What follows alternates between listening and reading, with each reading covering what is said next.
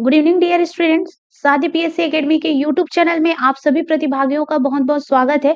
तो आज हम लोग एमसीक्यू देखने वाले हैं, इतिहास से संबंधित एमसीक्यू। तो कल मैंने आप लोगों को करवाया था कांग्रेस अधिवेशन से संबंधित एमसीक्यू। आप लोग बोल रहे थे कि टॉपिक वाइज लेकर आइएगा मैडम, ठीक है। तो आज मैं टॉपिक वाइज ही लेकर आई हूँ। तो कल कुछ प्रश्न हमारे छूट गए थे, उसको आज हम लोग सॉल्व करेंगे, ठीक है। सभी बच्चे ध्यान से सुनिएगा।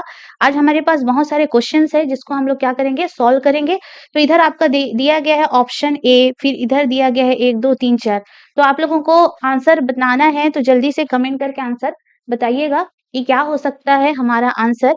तो कल भी मैंने आप लोगों को बताया था, ठीक है।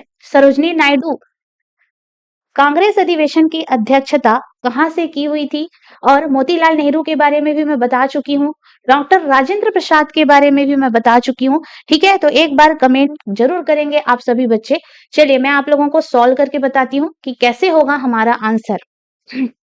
तो जो कांग्रेस अधिवेशन है, ठीक है, या कांग्रेस की स्थापना की अगर हम बात करें, तो कांग्रेस की स्थापना हुई थी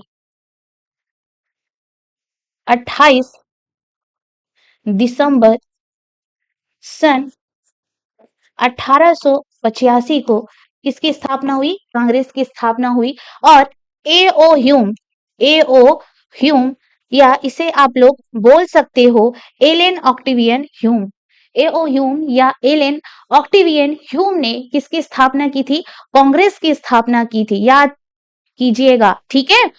तो ऐसे प्रश्न तो अब नहीं पूछे जाएंगे, आपसे पूछा जाएगा तो कांग्रेस अधिवेशन से ही पूछा जाएगा।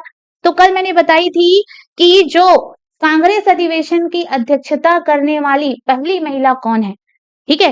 कांग्रेस अधिवेशन की अध्यक्षता करने वाली पहली महिला है एनी बेसेंट। एनी बेसेंट ने 1917 में, ठीक है, क्या की थी, अध्यक्षता की थी। कौन से अधिवेशन की, कलकत्ता अधिवेशन की अध्यक्षता 1917 में एनी बेसेंट जो है वो की हुई है, ध्यान दीजिएगा, ठीक है।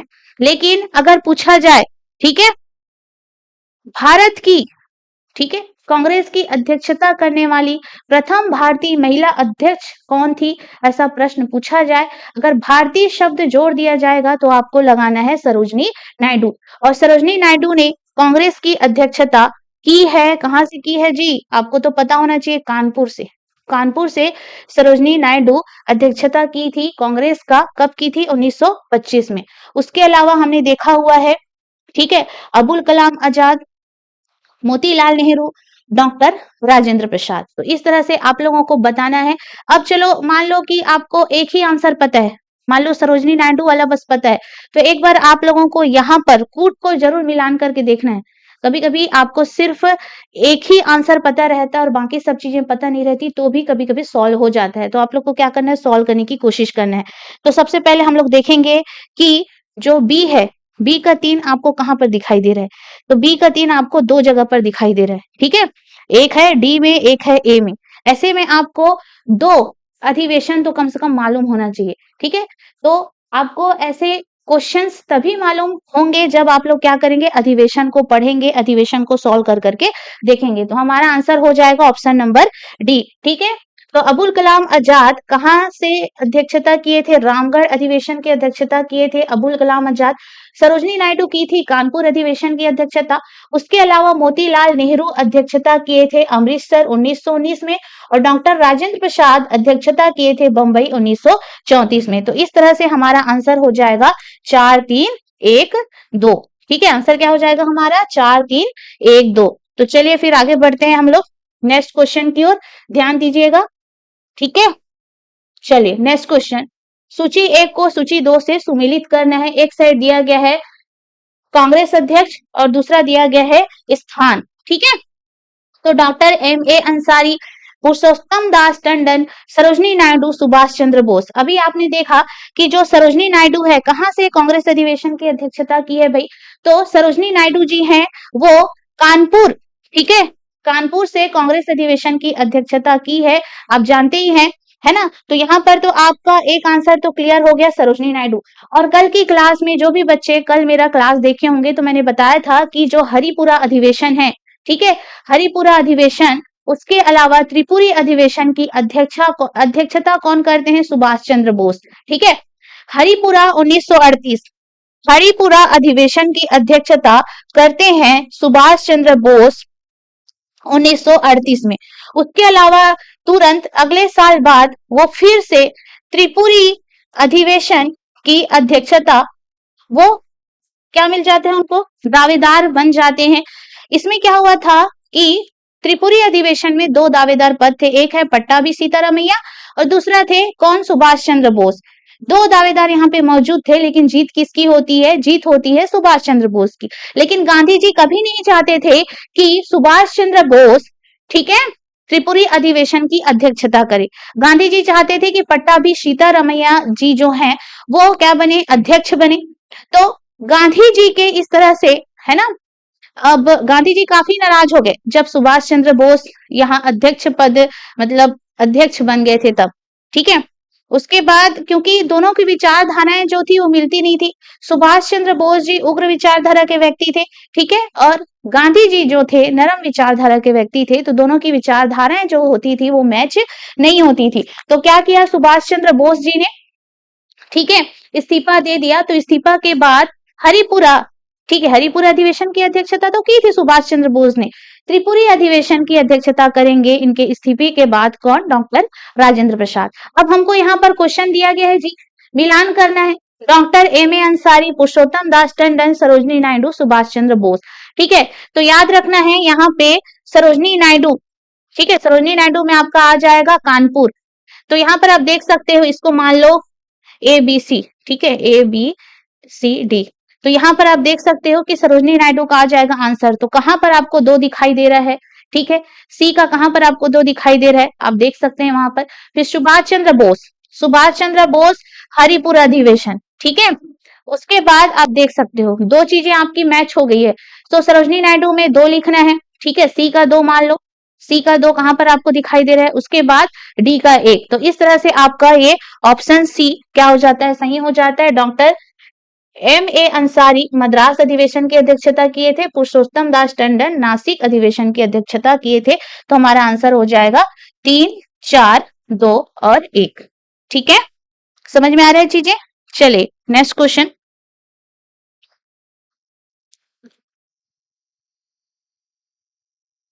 जन गण मन पहली बार किस अवसर पर गाया गया था।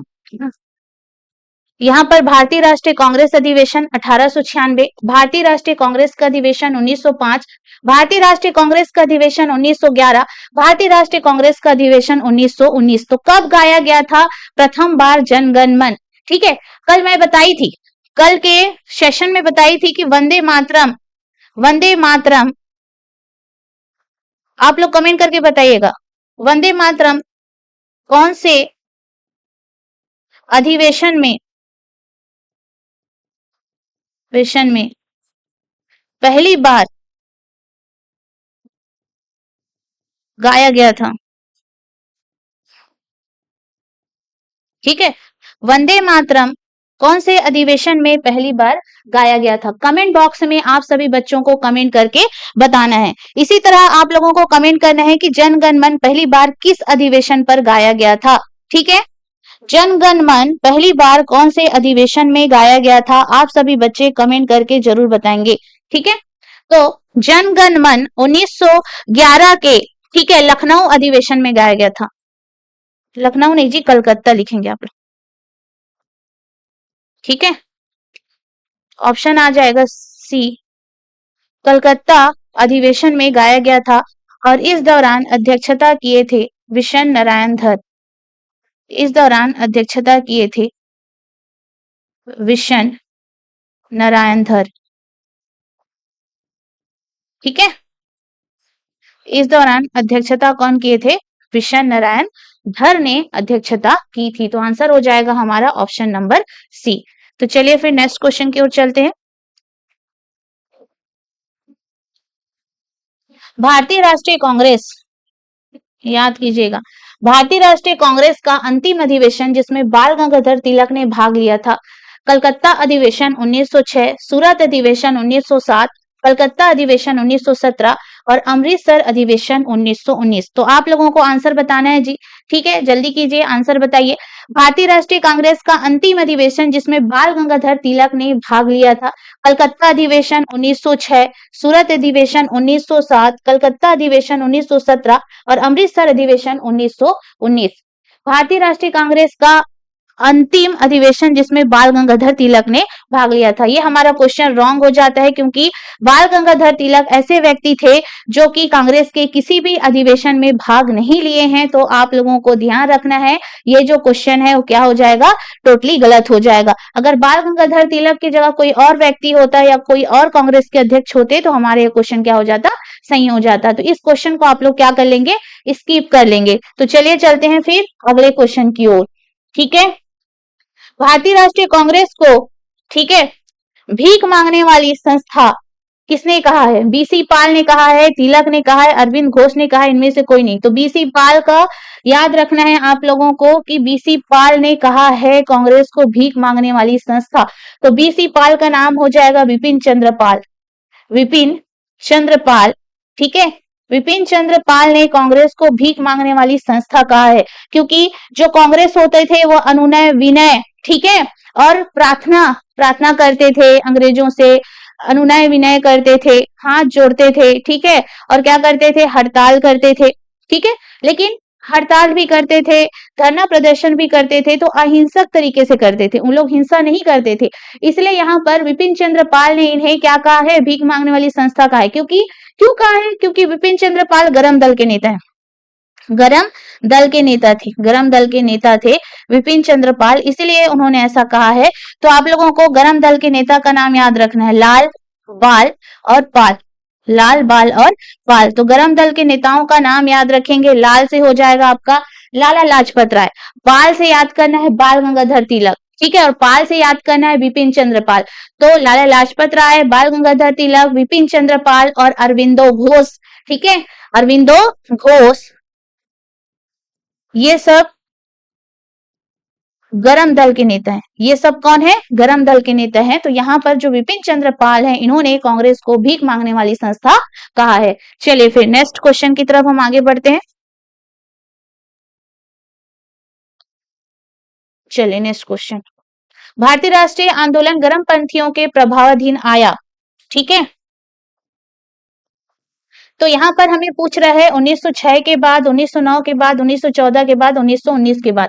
तो सबसे पहले हम लोग देखते हैं कि गरम दल और नरम दल का प्रभाव कब कब था, ठीक है। हमें पूछ रहा है कि सबसे ज्यादा हमें नरम दल का वर्चस्व कब देखने को मिला, मतलब नरम दल के नेता कब हावी थी, ठीक है, नरम दल वालों का वर्चस्व कब था और गरम दल वालों का वर्चस्व कब था। इसको हम लोग पढ़ते हैं उग्रवादी चरण और उदारवादी चरण के रूप में हम भारतीय इतिहास में पढ़ते हैं। तो वही क्वेश्चन यहाँ पे पूछा जा रहा है कि भारतीय राष्ट्रीय आंदोलन में गरम पंथियों के प्रभावाधीन आया, मतलब भारतीय राष्ट्रीय आंदोलन के प्रभाव में, ठीक है, भारतीय राष्ट्रीय आंदोलन गरम पंथियों के प्रभाव में कब आया, ये पूछा जा रहा है। तो सबसे पहले मैं आप लोगों को बता देती हूँ कि उग्रवादी और उदारवादी चरण हम किसको किसको या कौन से टाइम पीरियड को बोलते हैं। तो सभी बच्चे नोट डाउन करके लिखेंगे, ठीक है, उदारवादी चरण और उग्रवादी चरण, ठीक है, ध्यान से लिखिएगा।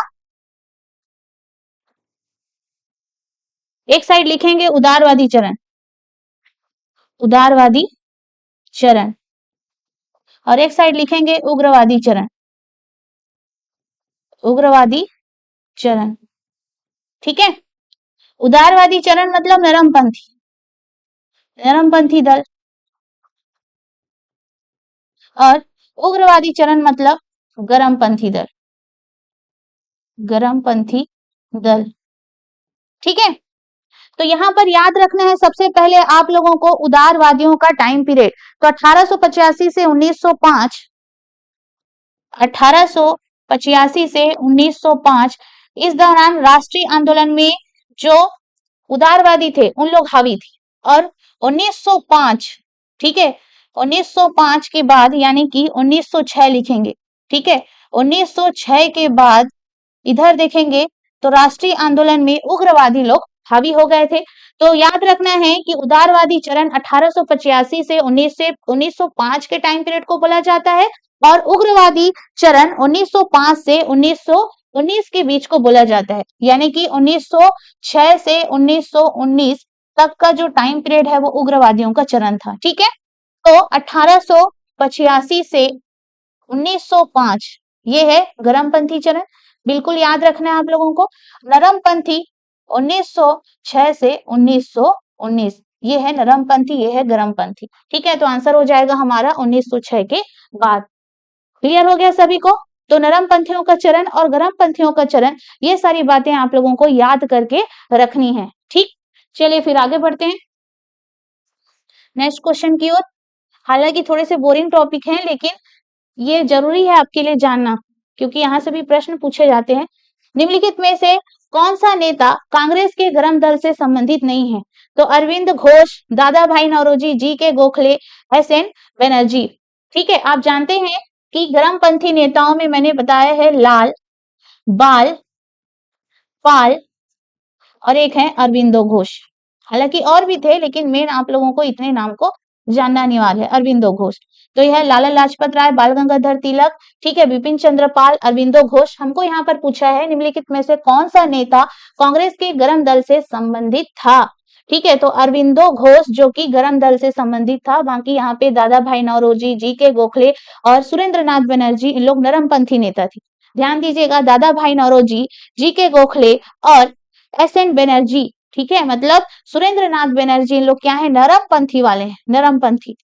लेकिन हमको क्या पूछ रहा है यहाँ पे, गरम दल से संबंधित था, तो अरविंदो घोष जो है वो गरम दल से संबंधित था। ये भी प्रसिद्ध क्या थे, राष्ट्रीय आंदोलन में भाग लेने वाले, विभिन्न क्रांतिकारी गतिविधि को अंजाम देने वाले अरविंदो घोष भाई। लेकिन बाद में क्या किया इन्होंने, राष्ट्रीय आंदोलन को पूरी तरीके से त्याग दिया। उसके बाद वो अपने ही अध्यात्म की ओर चले गए थे। ठीक है, और इन्होंने, अरविंदो घोष ने आध्यात्मिक पाथ का अनुसरण किया और इन्होंने अपना एक दर्शन भी बनाया है। ठीक है, जिसको बोलते हैं अरविंद का अतिमानस। ठीक है, आप लोग सीजीपीएससी मेंस में पढ़ते हैं अरविंदो के दर्शन के बारे में, इसलिए इन्हें महर्षि अरविंदो भी कहा गया है।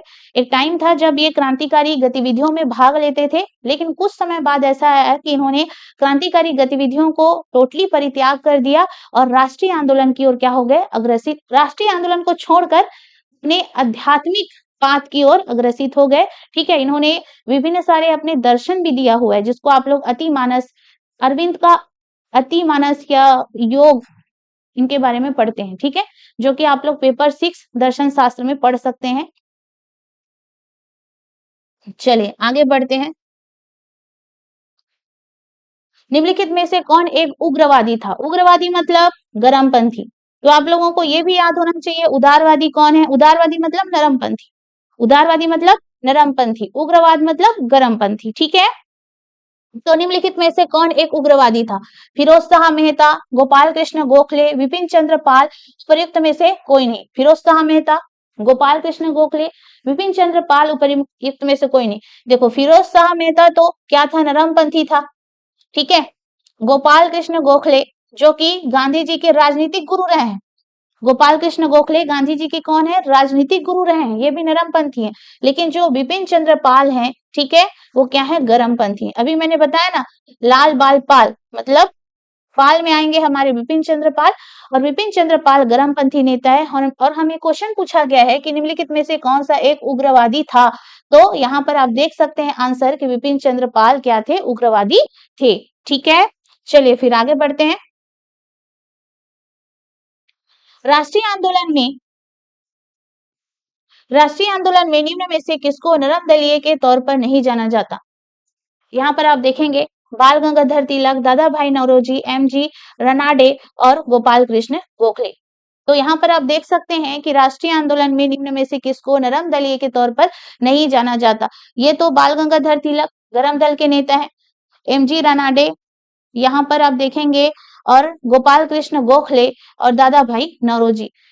राष्ट्रीय आंदोलन में निम्न में से किसको नरमपंथी के तौर पर नहीं जाना जाता? तो ये है बाल गंगाधर तिलक, क्या है, गरमपंथी है, इनको नरमपंथी के नाम से नहीं जाना जाता। और बाकी आप देख सकते हैं दादा भाई नौरोजी, ठीक है, एम.जी. रनाडे और गोपाल कृष्ण गोखले, ये लोग क्या है, नरमपंथी हैं, ये तीनों है नरमपंथी। लेकिन हमें पूछा है नरम-दली के तौर पर नहीं जाना जाता, मतलब हमें पूछा यहाँ पे गरमपंथी, तो गरमपंथी के नेता हैं बाल गंगाधर तिलक। ठीक है, ये वही बाल गंगाधर तिलक हैं जिन्होंने 1916 में होम रूल लीग आंदोलन चलाया था, किसके साथ मिलकर? एनी बेसेंट के साथ मिलकर। महाराष्ट्र और मध्य भारत वाले जो होम रूल लीग है उसका नेतृत्व किया था किसने? बाल गंगाधर तिलक ने। और मद्रास वाले अड्यार वाले क्षेत्र के होम रूल लीग का नेतृत्व किया था एनी बेसेंट ने। लेकिन सबसे ज्यादा प्रचार प्रसार और व्यापक कार्य किया था बाल गंगाधर तिलक ने, याद रखिएगा। ठीक है, जिनकी पत्रिका का नाम है केसरी और मराठा। चलिए आगे बढ़ते हैं फिर। शेर ए पंजाब के नाम से कौन मशहूर थे? ठीक है, शेर ए पंजाब, राजगुरु, भगत सिंह, लाला लाजपत राय, उधम सिंह। शेर ए पंजाब के नाम से कौन मशहूर थे? जल्दी से आप लोग कमेंट बॉक्स में कमेंट करके बताइएगा। क्या राजगुरु थे, कि भगत सिंह थे, कि लाला लाजपत राय थे, कि उधम सिंह थे? ठीक है, फटाक से जल्दी से कमेंट बॉक्स में कमेंट करके आप लोग बताएंगे। Question number 10। ठीक है, तो हमारा आंसर हो जाएगा लाला लाजपत राय। लाजपत राय को शेर ए पंजाब के नाम से जाना जाता है। Next question. अब नेक्स्ट क्वेश्चन देखते हैं। उन्होंने मैजनी, गैरिबाल्डी, शिवाजी तथा श्री कृष्ण की जीवनी लिखी। वे अमेरिका में कुछ समय के लिए रहे तथा केंद्रीय सभा के सदस्य भी निर्वाचित हुए थे। अरविंद घोष, विपिन चंद्र पाल, लाला लाजपत राय और मोतीलाल नेहरू। उन्होंने मैजनी, गैरिबाल्डी, शिवाजी तथा श्री कृष्ण की जीवनी लिखी और वे अमेरिका में कुछ समय के लिए रहे तथा वे केंद्रीय सभा के सदस्य भी निर्वाचित हुए थे। इनमें से कौन से व्यक्ति हैं? इसका आंसर आप लोग जल्दी से कमेंट बॉक्स में कमेंट करके बताएंगे। ठीक है, तो इसका आंसर आएगा हमारा Lala Lajpat Rai. Next question. Next question देखते हैं। कांग्रेस सम्मेलनों को शिक्षित भारतीयों का वार्षिक राष्ट्रीय मेला किसने कहा था? लाला लाजपत राय, बाल गंगाधर तिलक, गोपाल कृष्ण गोखले, विपिन चंद्र पाल। ठीक है, चलिए आंसर बताएंगे। Question number 12। तो यहाँ पर आप देख सकते हैं कि कांग्रेस सम्मेलन को शिक्षित भारतीयों का वार्षिक राष्ट्रीय मेला किसने कहा था? लाला लाजपत राय ने कहा था। आगे बढ़ते हैं। आगे बढ़ने से पहले आप देख सकते हो कि हमारे सादी पीएससी एकेडमी के द्वारा एक ई बुक लॉन्च किया गया है। ये ऐसा ई बुक है जिसमें आप देख सकते हैं पंचायती राज का है, लेकिन पंचायती राज के जो प्रश्न होते हैं हमारे सीजी व्यापम में भी देखने को मिलते हैं, सीजी पीएससी में भी देखने को मिलते हैं। सीजी पीएससी में कभी-कभी पंचायती राज का जो वेटेज होता है वो काफी होता है, दे दिया जाता है। साथ ही साथ एडीओ एग्जाम के लिए बहुत ही महत्वपूर्ण है और व्यापम के बहुत सारे एग्जाम में पंचायती राज से संबंधित प्रश्न जो है वो पूछे जाते हैं। तो आप लोग को क्या करना है कि जल्दी से जल्दी हमारा मोबाइल एप्लीकेशन डाउनलोड करना है। अगर आप लोगों को पंचायती राज या छत्तीसगढ़ के ई बुक खरीदने हैं या दर्शन शास्त्र के ई बुक खरीदने हैं, ठीक है, उसके अलावा सीडीपी के ई बुक खरीदने हैं या पर्यावरण के ई बुक खरीदने हैं, तो आप लोगों को क्या करना है कि हमारे मोबाइल एप्लीकेशन में जाना है, ई बुक वाले सेक्शन में जाना है। उसके बाद मनचाहे ई बुक को आप लोग खरीद सकते हैं। ढेरों सारे ई बुक हमारे सादी पीएससी एकेडमी के मोबाइल एप्लीकेशन में अवेलेबल है। ठीक है, तो ध्यान दीजिएगा और आप लोगों को ई बुक परचेज जरूर करना है क्योंकि इतने सस्ते में आपको ई बुक नहीं मिलेंगे। ठीक है, चलिए फिर आगे बढ़ते हैं। बीजी तिलक, यहाँ पर ध्यान दीजिएगा। बीजी तिलक को सजा के पश्चात निम्नलिखित में से किसने दया की वकालत की थी और कहा था संस्कृत के एक विद्वान के रूप में तिलक में मेरी दिलचस्पी है? Rabindranath Tagore, Max Muller, Vipin Chandra Pal, William Jones. ठीक है, इसका आंसर आप लोग कमेंट करके जरूर बताएंगे। क्वेश्चन नंबर 13, तो हमारा आंसर आ जाएगा मैक्स मुलर। ये वही मैक्स मुलर है जिन्होंने आर्यों के आगमन के बारे में बताया हुआ है। तो मैक्स मुलर क्या है? एक इतिहासकार भी है, एक विद्वान भी है। ठीक है, मैक्स मुलर क्या है? एक इतिहासकार हैं और विद्वान भी हैं और इन्होंने कहा है आर्यों के आने के आगमन के संबंध में इन्होंने अपना क्या दिया है? मत दिया है। ठीक है, इन्होंने कहा है कि आर्य कहाँ से आए थे जी? आर्य आए थे मध्य एशिया से। इसी तरह इन्होंने बीजी तिलक के बारे में भी कहा है। बीजी तिलक मतलब बाल गंगाधर तिलक को सजा के पश्चात निम्नलिखित में से किसने दया की वकालत की थी और कहा था संस्कृत के एक विद्वान के रूप में तिलक में मेरी दिलचस्पी है? तो ऐसा किसने कहा है? मैक्स मुलर नामक इतिहासकार या विद्वान ने कहा है। तो आंसर हो जाएगा हमारा ऑप्शन बी। चलिए फिर नेक्स्ट क्वेश्चन। बाल गंगाधर तिलक, ठीक है, बाल गंगाधर तिलक को लोकमान्य तिलक के नाम से जाना लगे वह एक लोकप्रिय शिक्षक बने। उन्होंने एक लोकप्रिय अखबार की शुरुआत की। सरकार ने उन्हें रेड मर्डर केस में अभियुक्त बनाया। उन्होंने शिवाजी और गणपति उत्सव शुरू किया। उपर्युक्त में से कोई नहीं और उपर्युक्त में से एक से अधिक। ठीक है, तो चलिए जल्दी से बताएंगे क्वेश्चन नंबर 14 का आंसर क्या होगा, कमेंट करके बताइएगा। ठीक है, तो आंसर आ जाएगा हमारा, उन्होंने शिवाजी और गणपति उत्सव शुरू किया। तो बाल गंगाधर तिलक ने के नाम से जाना जाने लगा। ठीक है, तो लोकमान्य, ठीक है, लोकमान्य मतलब क्या होता है, लोगों में प्रिय। तो बाल गंगाधर तिलक ने शिवाजी महोत्सव और गणपति उत्सव का शुरुआत किया। ठीक है, जो हमारे बाल गंगाधर तिलक महोदय थे, ऐसे व्यक्ति थे जो कि लोगों में बहुत ही ज्यादा प्रिय थे, लोग उन्हें बहुत ज्यादा पसंद करते थे, इसीलिए लोग उन्हें लोकमान्य दिए। ठीक है, लोगों ने, जनता ने उन्हें लोकमान्य नाम दिया क्योंकि ये ऐसे व्यक्ति थे जिन्होंने शिवाजी महोत्सव, ठीक है, मनाना शुरुआत किया और साथ ही साथ गणपति उत्सव भी, ठीक है, मनाना किसने स्टार्ट किया है, हमारे बाल गंगाधर तिलक ने स्टार्ट किया, इसलिए जनता उन्हें प्यार से क्या बोलती थी, लोकमान्य बाल गंगाधर तिलक करके पुकारती थी। तो हमारा आंसर हो जाएगा ऑप्शन नंबर डी। ठीक है, तो चलिए फिर नेक्स्ट क्वेश्चन की ओर चलते हैं। याद रखिएगा ऐसे छोटे छोटे प्रश्न पूछे जा सकते हैं। तो क्वेश्चन नंबर 15 के अगर हम चले तो 1908 में 6 वर्ष के कारावास की सजा स्वतंत्रता संग्राम के किस उग्रवादी नेता को दी गई थी? ठीक है, विपिन चंद्र पाल, बाल गंगाधर तिलक, लाला लाजपत राय, अरविंद घोष। तो 1908 में 6 वर्ष के कारावास की सजा स्वतंत्रता संग्राम के किस उग्रवादी नेता को दी गई थी? विपिन चंद्र पाल को, बाल गंगाधर तिलक को, लाला लाजपत राय को, अरविंद घोष को। तो आप लोग बताएंगे इसका आंसर क्या हो जाएगा क्वेश्चन नंबर 15 का। ठीक है, तो बाल गंगाधर तिलक 1908 में 6 वर्ष के कारावास की सजा स्वतंत्रता संग्राम के किस उग्रवादी नेता को दी गई थी? तो बाल गंगाधर तिलक को, ठीक है, 6 वर्ष की कारावास की सजा सुनाई गई थी। ठीक, चलिए फिर आगे बढ़ते हैं। आज बहुत सारे क्वेश्चन हम लोग करने वाले हैं। निम्नलिखित नेताओं में से कौन एक स्वदेशी के समर्थक थे? अरविंद घोष, फिरोज शाह मेहता, दादा भाई नौरोजी, सुभाष चंद्र बोस। ठीक है, स्वदेशी के समर्थक मतलब अपने देश के सामानों का यूज करना। ठीक है, उस दौरान अंग्रेज आए थे, बहुत सारे जो व्यापारिक सामान है, व्यापारिक सामान मतलब जो विदेशी सामान है उसको लाकर बेचते थे अपने देश में, यहाँ से कच्चा माल ले जाते थे, अपने देश की फैक्ट्रियों से नए नए चीजों को बनाते थे और यहाँ पर ला ला के बेचते थे। मतलब बहुत सारे ऐसे भारतीय जो थे वो विदेशी सामान का प्रयोग करने के आदी हो गए थे। लेकिन यहाँ पर, ठीक है, इन नेताओं में से, जो कि ऑप्शन में दिया गया नेताओं में से ऐसा कौन सा नेता था जो कि स्वदेशी का समर्थक था, मतलब अपने देश की चीजों के प्रयोग करने पर वो क्या करता था, सपोर्ट करता था लोगों को कि इनको क्या करना है कि विदेशी सामानों का यूज नहीं करना है जबकि अपने स्वदेशी सामानों का प्रयोग करना है। तो ऐसा कौन सा नेता था जो कि हमेशा स्वदेशी का सपोर्ट करता था? तो आप लोगों को याद रखना है अरविंदो घोष। ठीक है, तो याद रखेंगे अरविंद घोष। नेक्स्ट क्वेश्चन, चलो, निम्नलिखित में से किसे भारतीय अशांति के जनक के रूप में कहा जाता है? ए.ओ. ह्यूम, दादा भाई नौरोजी, लोकमान्य तिलक, महात्मा गांधी। ठीक है, निम्नलिखित में से किसे भारतीय अशांति के जनक के रूप में जाना जाता है? जल्दी से बताएंगे आंसर क्या हो जाएगा। ठीक है, तो भारतीय अशांति का जनक बोला गया है लोकमान्य बाल गंगाधर तिलक को। नेक्स्ट क्वेश्चन, बाल गंगाधर तिलक को किसने अशांति का जनक कहा है?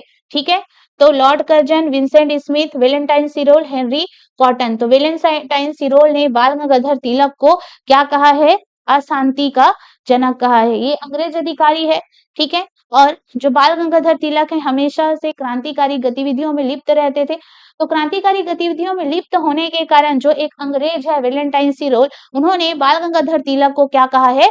अशांति का जनक कहा है। ठीक है, चलिए फिर आगे बढ़ते हैं।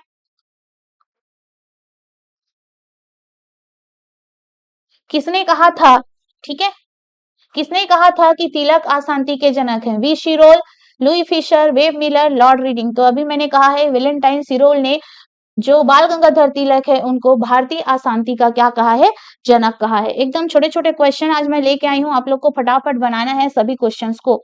चलो अब यहाँ पर हम लोग देखते हैं क्वेश्चन नंबर 20। तो क्वेश्चन नंबर 20 की अगर हम बात करें तो सबसे पहले हम लोग देखने वाले हैं भारत के स्वतंत्रता आंदोलन के प्रारंभिक दौर में, ध्यान से सुनिएगा, भारत के स्वतंत्रता आंदोलन के प्रारंभिक दौर में, अच्छे से पहले क्वेश्चंस को पढ़ लीजिएगा। उग्रवादी विचारधारा को निम्नलिखित में से कौन सा एक निरूपित करता है? यहाँ पे आप लोगों को कमेंट बॉक्स में कमेंट करते हुए चलना है आंसर। आयातित वस्तुओं पर देशज वस्तुओं को प्रश्रय देकर देशज वस्तुओं के उत्पादन को बढ़ावा देना, संवैधानिक साधनों और याचिकाओं के स्थान पर आक्रामक साधनों से स्वशासन प्राप्त करना, देश को आवश्यकता अनुसार राष्ट्रीय शिक्षा प्रदान करना और सैनिक विद्रोह द्वारा ब्रिटिश साम्राज्य के विरुद्ध बालात राज परिवर्तन संगठित करना। कौन से हमारे आंसर सही हो सकते हैं, उससे पहले हम लोगों को यहाँ पर सोच विचार कर लेना है क्वेश्चंस के ऊपर। भारत के स्वतंत्रता आंदोलन के प्रारंभिक दौर में, जब हमारा भारत का स्वतंत्रता आंदोलन का प्रारंभिक दौर में जो उग्रवादी विचारधारा को निम्नलिखित में से कौन सा एक निरूपित करता है, मतलब यहाँ पर आप लोगों को आंसर बताना है कि कौन सी ऐसी सोच है जो उग्रवादी विचारधारा को सपोर्ट करती है, महत्व देती है। ठीक है, उग्रवादी विचारधाराओं की सोच को आप लोगों को मैच करना है और इसका आंसर बताना है। पढ़िए एक बार क्वेश्चन को कि कौन सा मैच करता है उग्रवादी सोच से। ठीक है, तो देखो उग्रवादी सोच से मैच करता है संवैधानिक साधनों एवं याचिकाओं के स्थान पर आक्रामक साधनों से क्या करना, स्वशासन प्राप्त करना। ये बिल्कुल उग्रवादी सोच को महत्व देता है। कैसे? क्योंकि जो उग्रवादी विचारधारा के नेता थे, ठीक है, उग्रवादी विचारधारा का टाइम पीरियड हम देखेंगे, उग्रवादी चरण अगर हम देखेंगे तो 1906 से 1919, उग्रवादी चरण की अगर हम बात करें तो 1906 से 1919 तक का जो चरण रहता है उसे हम लोग उग्रवादी चरण बोलते हैं। उग्रवादी ऐसे लोग थे जो प्रार्थना के माध्यम से, अपील के माध्यम से, ठीक है, और अनुनय विनय के माध्यम से, ठीक, या भूख हड़ताल करके या अहिंसक तरीके से प्रार्थना करके ऐसा वो अपनी डिमांड को नहीं रखते थे अंग्रेजों के सामने। लेकिन जो कांग्रेसी नेता थे, नरमपंथी नेता थे, वे अनुनय अनुनय के माध्यम से, विनय के माध्यम से प्रार्थना करेंगे, भूख हड़ताल करेंगे, अहिंसक तरीके से विद्रोह करेंगे। ठीक है, तो इस तरह से कार्य करते थे नरमपंथी नेता। लेकिन ये सारी बातों का विरोध करते थे, कौन करते थे विरोध? नरमपंथी नेता करते थे। नरमपंथियों का सोच था कि हमें अपने हक को, ठीक है, ऐसे झुक कर या अनुनय करके, निवेदन करके या प्रार्थना करके नहीं मांगना है। उसके लिए हमें क्या करना है? अहिंसक विद्रोह नहीं, हिंसा के साथ विद्रोह करना है। ठीक है, चाहे उसके लिए हमें आक्रामक साधनों का प्रयोग क्यों ना करना पड़े, चाहे हमें भी गोली बारूद का प्रयोग क्यों ना करना पड़े, चाहे हमें इसके लिए लड़ाई क्यों ना लड़ना पड़े, तो लोग इसलिए क्या करते थे? आक्रामक साधनों का प्रयोग करते थे। कहीं पर आप देख सकते हैं कि बम बनाने का कारखाना खोले हैं, कहीं पर क्रांतिकारी गतिविधियों को अंजाम देने के लिए इन लोग भी क्या करें, शस्त्रागार खोल के रखे हुए हैं, या कहीं पर अंग्रेजों की बम फैक्ट्री है तो वहां पे क्या कर रहे हैं, लूटपाट कर रहे हैं या अंग्रेजों के खजाने को लूट रहे हैं। ठीक है, इसलिए इन्होंने अपना क्रांतिकारी संगठन भी बनाया था। मैंने बताया था कि HRA, हिंदुस्तान रिपब्लिकन एसोसिएशन, जिसकी स्थापना इन्होंने 1924 में कहाँ की थी? कानपुर में की थी। ठीक है, हिंदुस्तान रिपब्लिकन एसोसिएशन ये क्रांतिकारी गतिविधियों का एक संस्था था जिसमें विभिन्न क्रांतिकारी क्या करते थे? राम प्रसाद बिस्मिल, राजगुरु लोग इसमें शामिल थे और इस संगठन के सदस्य थे, और इसी संगठन के सदस्य विभिन्न क्रांतिकारी गतिविधियों को अंजाम देते थे। और HRA के सदस्यों ने मिलकर कौन सी घटना को अंजाम दिया था? तो HRA के सदस्यों ने मिलकर काकोरी कांड जैसे डकैती को क्या किया था? अंजाम दिया था। लेकिन उसमें भी बहुत सारे क्रांतिकारी क्या हो गए थे? पकड़े गए थे और आधे लोगों को फांसी की सजा भी सुनाई गई थी। लेकिन बाद में क्या होता है कि ये जो HRA है आगे चल के HSRA में बदल जाता है और HSRA की स्थापना 1928 में होती है और दिल्ली में की जाती है, जिसमें चंद्रशेखर आजाद, भगत सिंह लोग रहते हैं। ठीक है, हिंदुस्तान सोशलिस्ट रिपब्लिकन एसोसिएशन नाम हो जाता है। तो HRA का नाम बदलकर बाद में हो जाता है HSRA। 1928 में इसकी स्थापना की जाती है। और HSRA की स्थापना कब की गई है, ऐसा प्रश्न पूछा जाता है। तो HSRA की स्थापना 1928 में, ठीक है, दिल्ली में की गई थी। कौन से मैदान में? फिरोज शाह कोटला मैदान में। तो याद रखिएगा हमारा आंसर क्या हो जाएगा कि जो गरमपंथी नेता थे वो अनुनय विनय नियोदन, ठीक है, अनुनय विनय निवेदन या प्रार्थना में यकीन नहीं करते थे, वो आक्रामक संसाधनों का प्रयोग कर अंग्रेजी सरकार से क्या चाहते थे? अपनी आजादी चाहते थे। तो याद रखिएगा हमारा आंसर आ जाएगा ऑप्शन बी। ठीक है, चलो फिर आगे बढ़े नेक्स्ट क्वेश्चन की ओर। चलिए नेक्स्ट क्वेश्चन की ओर आगे बढ़ते हैं। यहाँ पर आप देख सकते हैं क्वेश्चन नंबर 21। भारतीय मुसलमान सामान्य रूप से उग्रवादी आंदोलन की ओर आकर्षित नहीं हुए, इसका कारण था उन पर सर सैयद अहमद खान का प्रभाव था। उग्रवादी नेताओं का मुस्लिम विरोधी दृष्टिकोण, मुस्लिम आकांक्षाओं के प्रति उदासीनता का भाव, उग्रवादियों की हिंदू अतीत का राग अलापने की नीति। थोड़े से शब्द हार्ड हैं, लेकिन आप लोगों को क्या करना है कि पढ़ना है, चीजों को पढ़ पढ़ के इसका आंसर निकालने की कोशिश करना है। तो आंसर हो जाएगा हमारा डी, उग्रवादियों की हिंदू अतीत का राग अलापने की नीति। ठीक है, अब देखो यहाँ पे उग्रवादी है ना, उग्रवादी कहीं ना कहीं जो हिंदू तत्व है उसको ज्यादा महत्व देते थे। यहाँ पर इनको किसको लगता था? मुस्लिमों को लगता था। ठीक है, लेकिन ऐसा कुछ भी नहीं था, है ना। तो यहाँ पर मुस्लिमों को ऐसा लगने लग गया था, है ना। तो इसीलिए जो मुसलमान हैं वो उग्रवादी आंदोलन की ओर ज्यादा आकर्षित नहीं हुए थे। तो याद रखिएगा आपका आंसर आ जाएगा ऑप्शन डी। नेक्स्ट क्वेश्चन, क्रांतिकारियों क्रांतिकारियों के एक गुप्त समाज अभिनव भारत का गठन किसने किया था? खुदीराम बोस, वीडी सावरकर, प्रफुल्ल चाकी ने और भगत सिंह ने। ठीक है, अभिनव भारत एक क्रांतिकारी संगठन था, इसकी स्थापना किसने की थी? याद रखिएगा, जल्दी से आंसर बताएंगे। अभिनव भारत नामक क्रांतिकारी संगठन की स्थापना किसने की थी? जल्दी से आंसर बताएंगे कमेंट करके। चलिए, तो यहाँ पर आप लोगों को याद रखना है अभिनव भारत एक क्रांतिकारी संगठन था, एक क्रांतिकारी संगठन था। अभिनव भारत एक क्रांतिकारी संगठन था और अभिनव भारत की स्थापना अभिनव भारत की स्थापना सन 1904 में वीडी सावरकर के द्वारा की गई थी। किसके द्वारा की गई थी? वीडी सावरकर के द्वारा की गई थी।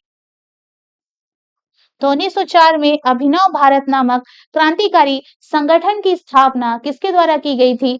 तो 1904 में वीडी सावरकर के द्वारा की गई थी, याद रखिएगा। नेक्स्ट क्वेश्चन, नेक्स्ट क्वेश्चन देखने से पहले आप यहाँ पर देख सकते हैं कि शिक्षक भर्ती, सीजीपीएससी प्रीलिम्स, ठीक है, उसके अलावा सीजी व्यापम की न्यू बैच हमारे एकेडमी के द्वारा अभी संचालित की जा रही है। नवीन बैच प्रारंभ हो रही है। तो जो भी बच्चे आज तक शिक्षक भर्ती की तैयारी नहीं किए हैं, सीजी टेट की तैयारी नहीं किए हैं, सीजीपीएससी प्रीलिम्स की तैयारी नहीं किए हैं, तो हमसे जुड़कर आप अपनी तैयारी को कंप्लीट कर सकते हैं। देखिए, सीजीपीएससी प्रीलिम्स की न्यू बैच स्टार्ट हो गई है हमारे एकेडमी में। ठीक है, अगर आप लोगों को विशेष जानकारी चाहिए तो यहाँ पर डिस्क्रिप्शन में ये नंबर दे दिया गया है 7389905357।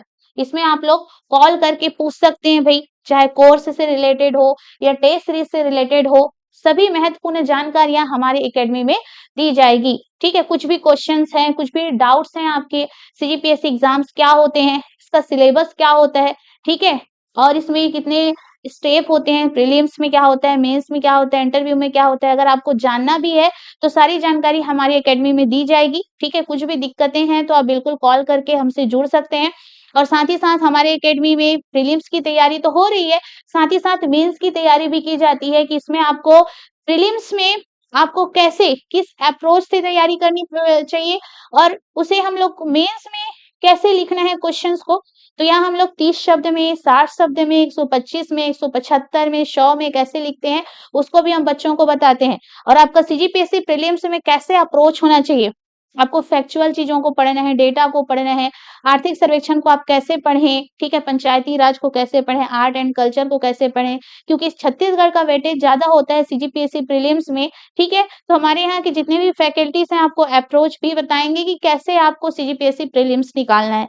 ठीक है, मेंस कैसे लिखना है, ठीक है, तो आपको तैयारी कैसी करनी चाहिए, क्या दोनों को साथ साथ में लेके तैयारी करना चाहिए या प्रीलिम्स की तैयारी अलग करनी चाहिए या मेंस की तैयारी अलग करनी चाहिए? तो ऐसा नहीं होता, सीजीपीएससी प्रीलिम्स और मेंस दोनों की तैयारी साथ-साथ करनी होती है। इसके लिए हमारे यहाँ फाउंडेशन बैच भी अवेलेबल है। अगर आप लोगों को दोनों की तैयारी एक साथ करनी है, तो बिल्कुल हमारे अकेडमी से आप जॉइन होके तैयारी कर सकते हो। बिल्कुल न्यूनतम फीस है। ठीक है, मेंस के लिए आप लोग 30,000 40,000 देते होंगे, लेकिन हमारे यहाँ न्यूनतम फीस पर आपको ये कोर्स अवेलेबल हो जाएगा। ठीक है, चलिए फिर आगे बढ़े। चलिए आगे बढ़ते हैं।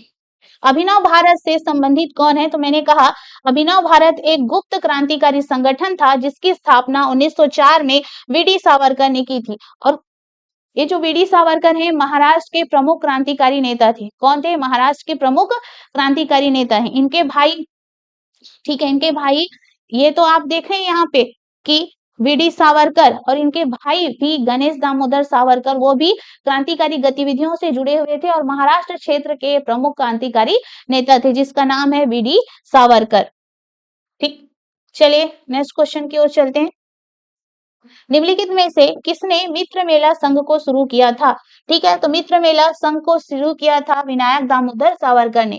वीडी सावरकर को ही आप लोग बोल सकते हैं विनायक दामोदर सावरकर। विनायक दामोदर सावरकर। तो वीडी सावरकर का पूरा नाम क्या है? विनायक दामोदर सावरकर है। ठीक है, तो 1899 में इन्होंने नासिक महाराष्ट्र में मित्र मेला नामक संगठन की स्थापना की थी। मित्र मेला नामक संगठन की स्थापना की थी। तो याद रखिएगा 1899 में वीडी सावरकर ने, ठीक है, नासिक महाराष्ट्र में मित्र मेला नामक संगठन की स्थापना की थी। यह भी क्रांतिकारी गतिविधियों को अंजाम देने के लिए इन्होंने सबसे पहले 1899 में मित्र मेला नामक संगठन बनाया था। और किसने बनाया था? तो वीडी सावरकर ने बनाया था। ठीक, चलिए फिर आगे बढ़ते हैं नेक्स्ट क्वेश्चन की ओर। अब नेक्स्ट अगर हम देखें यहाँ पर 1905 में क्रांतिकारी संगठन अभिनव भारत संगठित किया था ओडिशा में, बंगाल में, उत्तर प्रदेश में, तो महाराष्ट्र में। आपको पता है कि जो वीडी सावरकर हैं महाराष्ट्र के प्रमुख क्रांतिकारी नेता रहे हैं और उन्होंने अभिनव भारत संगठन की स्थापना महाराष्ट्र क्षेत्र में किया था। कहां पर किया था? महाराष्ट्र क्षेत्र में किया था। तो चलिए फिर नेक्स्ट क्वेश्चन की ओर चलते हैं। बारिंद्र घोष किससे संबंधित हैं?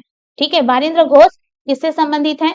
अनुशीलन समिति से, साधना समाज से, अभिनव भारत से, स्वदेश बांधव समिति से। तो हमारा आंसर आ जाएगा अनुशीलन समिति। अनुशीलन समिति भी एक क्या थी? गुप्त क्रांतिकारी संगठन थी। तो याद रखिएगा कि बारिंद्र घोष का संबंध कौन से समिति से है? अनुशीलन समिति। अनुशीलन समिति। बारिंद्र घोष का संबंध कौन सी समिति से है ऐसा पूछा जाएगा तो आप लोगों को याद रखना है अनुशीलन समिति। ठीक है,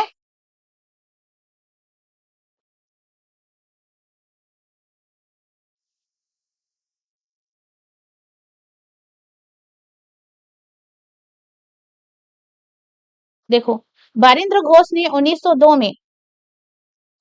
में कलकत्ता में अनुशीलन समिति की स्थापना की थी। अनुशीलन समिति की स्थापना की थी।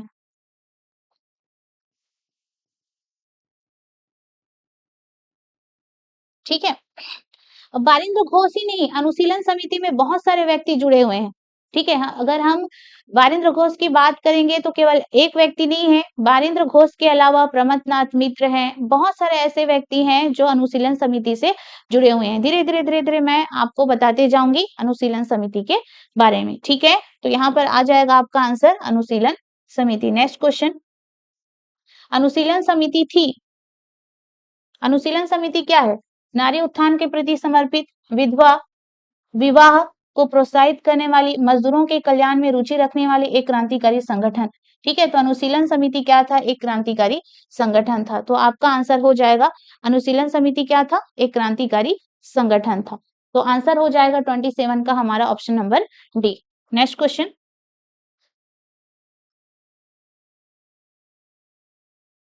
बारिंद्र घोष निम्नलिखित में से किससे जुड़े हुए हैं? साधना समाज से, अनुशीलन समिति से, अभिनव भारत से और स्वदेश बांधव समिति से। तो हमारा आंसर आ जाएगा अनुशीलन समिति से जुड़े हुए हैं बारिंद्र घोष। नेक्स्ट क्वेश्चन, निम्नलिखित में से वह कौन था जो काकोरी षड्यंत्र कांड में फांसी की सजा से बच गया था? अशफाक उल्लाह खां, राजेंद्र लाहिड़ी, रामप्रसाद बिस्मिल, चंद्रशेखर आजाद। तो चंद्रशेखर आजाद ऐसे व्यक्ति थे जो काकोरी कांड में, ठीक है, काकोरी कांड की घटना को अंजाम तो दिए थे, लेकिन ये बाकी क्या थे? एचआरए के सदस्य थे। सभी जो व्यक्ति थे सब क्या थे? एचआरए के सदस्य थे। इसमें से एक ही व्यक्ति बच जाता है जिसका नाम है चंद्रशेखर आजाद। फिर चंद्रशेखर आजाद बाद में एचआरए के स्थान पर एचएसआरए नामक फिर से क्रांतिकारी संगठन बनाता है। कब बनाते हैं? 1928 में बनाते हैं, ठीक है। और कहाँ बनाते हैं? दिल्ली के फिरोज शाह कोटला मैदान में। और जो चंद्रशेखर आजाद रहते हैं पुलिस के साथ मुठभेड़ में, जो अल्फ्रेड पार्क है इलाहाबाद में, वहां पर इसकी मृत्यु हो जाती है, लेकिन वो कभी भी पुलिस के हाथ नहीं आते हैं। जब पुलिस उनको घेर लेती है तो अल्फ्रेड पार्क इलाहाबाद में स्वयं को क्या कर देते हैं?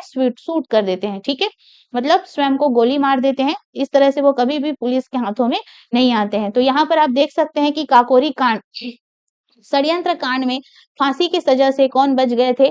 चंद्रशेखर आजाद बच गए थे, ठीक है। आप जानते हैं कि जो काकोरी नामक जो घटना हुई थी जिसमें सरकारी खजाने को क्रांतिकारियों ने लूटा था, ठीक है, तो उसके चलते यहाँ पे बहुत सारे क्रांतिकारी पकड़ा गए थे, लेकिन चंद्रशेखर आजाद ऐसे क्रांतिकारी थे जो कभी भी अंग्रेजों के हाथ नहीं आए। लेकिन जब अंग्रेज इनका पीछा कर रही थी, इलाहाबाद के अल्फ्रेड पार्क तक पीछा करने लग गई थी, वहां पर पुलिस की मुठभेड़ में, ठीक है, अब ये पूरी तरीके से पुलिस से घिर गए थे, फिर वहां पर इन्होंने अपने आप को क्या कर दिया था? शूट कर दिया था या गोली मार दिया था, ठीक। तो लिखेंगे सभी बच्चे लोग। अब आगे बढ़ते हैं नेक्स्ट क्वेश्चन की ओर। अब यहाँ पर देखेंगे नेक्स्ट क्वेश्चन, काकोरी ट्रेन डकैती कांड में किन क्रांतिकारियों की फांसी की सजा दी गई थी? रामप्रसाद बिस्मिल, अशफाक उल्लाह, वीर सावरकर, वासुदेव चापेकर, प्रफुल्ल चंद्र चाकी और खुदीराम बोस, सूर्यसेन और उधम सिंह। तो हमारा आंसर आ जाएगा रामप्रसाद बिस्मिल और अशफाक उल्लाह खान को फांसी की सजा हुई थी काकोरी कांड में। चलिए फिर आगे चलते हैं नेक्स्ट क्वेश्चन की ओर। निम्नलिखित में से कौन काकोरी कांड से संबंधित नहीं है? ठीक है, निम्नलिखित में से कौन काकोरी कांड से संबंधित नहीं है? रामप्रसाद बिस्मिल, सूर्यसेन, राजेंद्र लाहिड़ी, अशफाक उल्लाह खां। तो यहाँ पे जो सूर्यसेन है वो चटगांव शस्त्रागार से संबंधित है। चटगांव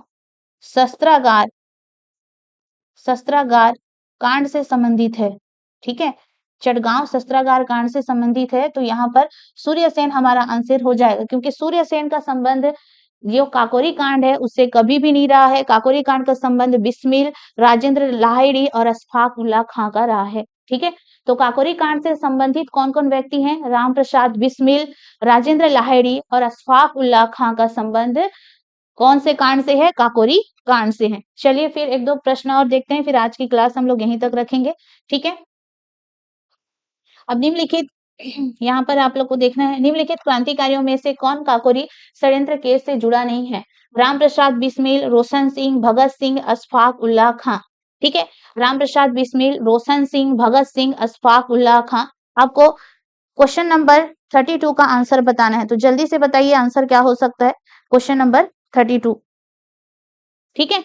तो यहाँ पर आप लोग का आंसर हो जाएगा भगत सिंह। भगत सिंह काकोरी षड्यंत्र केस से जुड़े हुए नहीं थे। भगत सिंह जो थे, ठीक है, सांडर्स की हत्याकांड में शामिल थे, ठीक है, मुजफ्फरपुर कांड में शामिल थे, ठीक है, सांडर्स की हत्या में शामिल थे, मुजफ्फरपुर कांड में शामिल थे, लेकिन वो काकोरी कांड में शामिल नहीं थे। इस तरह से छोटे छोटे प्रश्न हैं जिसको मैं लेकर आई हूँ, और ऐसी प्रश्न शिक्षक भर्ती में पूछे जाएंगे भाई। तो आप लोगों को सारे प्रश्नों को क्या करना है? बार बार मेमोराइज करना है। और काकोरी कांड में भगत सिंह जो थे वो शामिल नहीं थे। नेक्स्ट क्वेश्चन में चलते हैं। निम्न में से, यहाँ पर क्वेश्चन दिया गया है, निम्न में से कौन 1924 के कानपुर षड्यंत्र मामले में शामिल नहीं है? मुजफ्फरपुर अहमद, नलिनी गुप्ता, शौकत उस्मानी, एम.ए. अंसारी, ठीक है। चलिए जल्दी से आंसर बताएंगे, फिर इसके आगे का डिटेल वाला क्वेश्चन कल मैं आप लोग को बताऊंगी, ठीक है। और इस क्वेश्चन का आंसर आप लोग कमेंट बॉक्स में कमेंट करके जरूर बताइएगा। और आज तो मैंने सिंपल से क्वेश्चन करवाए हैं जैसे कि शिक्षक भर्ती में पूछे जा सकते हैं, ठीक है। इससे रिलेटेड और भी अन्य प्रश्नों को हम लोग नेक्स्ट क्लास में लेकर आएंगे। तो आप लोग 4 से 5 बजे हमारे यूट्यूब चैनल में ज़रूर उपस्थित हो जाइएगा, क्योंकि इसी टाइम में हमारा एमसीक्यू का सेशन जो है वो स्टार्ट होता है, जो कि आपके सीजीपीएससी प्रीलिम्स, सीजी व्यापम, शिक्षक भर्ती, सीजी टेट, सी-टेट, ठीक है? इत्यादि सारे एग्ज़ाम के लिए अत्यंत महत्वपूर्ण है। तो कॉम्पिटिशन एग्ज़ाम निकालने का सबसे महत्वपूर्ण तरीका होता है आपका रिवीज़न। आप जितना अधिक चीज़ों को रिवाइज़ करेंगे, जितना अधिक रिवीज़न करेंगे, उतना अच्छे से आपका जो कॉन्सेप्ट है वो क्लियर होते जाएगा। इसलिए आप लोगों को क्या करना है कि थ्योरी तो पढ़ना है, लेकिन अधिक से अधिक आप लोगों को क्या करना है, क्वेश्चन सॉल्व करना है। तभी आप लोग क्या हो सकते हैं, सक्सेस हो सकते हैं। लेकिन इसके लिए आप लोग को निरंतर कंसिस्टेंसी होनी चाहिए, ठीक है? और जब आप लोग एग्ज़ाम दिलाने जाते हैं, तो आपके अंदर एक्यूरेसी भी होनी चाहिए। एक्यूरेसी कैसे कि आप जितना अधिक करेक्ट आंसर लगाएँगे, तभी आपके सिलेक्शन के चांसेस बन सकते हैं। क्योंकि अगर आप करेक्ट आंसर नहीं लगाएँगे, तो बाकी ज़्यादा जो आप लगाए भी होंगे करेक्ट, वो भी आपका क्या हो जाएगा, माइनस हो जाएगा, ठीक है? तो बिल्कुल जब आप एग्ज़ाम दिलाने जाते हैं, तो धैर्य के साथ आप लोग आंसर को लगाया कीजिए। सबसे पहले 3 से 4 बार प्रश्नों को पढ़ा कीजिए, क्योंकि आजकल जो प्रश्नों का पैटर्न है, वो भी बदल चुका है, ठीक है? कभी हमें सुमेलित है दे देता है, कभी हमें सुमेलित नहीं है दे देता है, कभी है देता है, नहीं है देता है। फिर हम लोगों को क्रमानुसार प्रश्नों को अरेंज करने के लिए भी मिलता है, और कई सारे प्रश्न तो डायरेक्ट भी दिए रहते हैं। लेकिन डायरेक्ट वाले क्वेश्चन तभी बनेंगे जब हम क्या करेंगे, उसको बार-बार रिवाइज़ करेंगे, ठीक है? तो आज की क्लास हम लोग यहीं तक रखते हैं। सभी बच्चे लोग कल ज़रूर उपस्थित हो जाइएगा 4 से 5 हमारे यूट्यूब चैनल में, ठीक है? तो आज की क्लास यहीं तक रखते हैं, और नेक्स्ट क्लास में पढ़ के ज़रूर आइएगा। मैं टॉपिक वाइज़ प्रश्नों को लेकर आती हूँ, ठीक है? चलिए फिर सभी को थैंक यू।